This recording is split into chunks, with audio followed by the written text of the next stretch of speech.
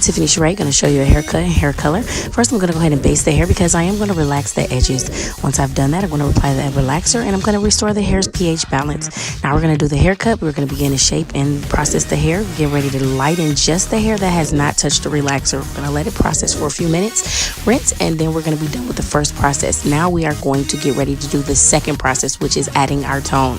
Once we do that, we're going to place the client under the dryer for 20 minutes. Then we're going to go ahead and set the hair. Once the hair is already set, we're going to prepare the foundation. The hair is already dry. We're going to go ahead and blow dry and prepare to curl.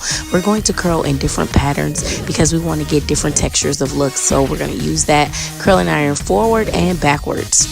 We're going to use our comb also to pick out the hair and to shape the hair. Now, we do not spray any product until once we have known this is the exact shape that we want to do the hair.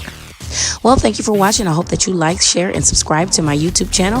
I am Tiffini Sher'Ee. You can follow me on IG, www.IamTiffiniSher'Ee.com.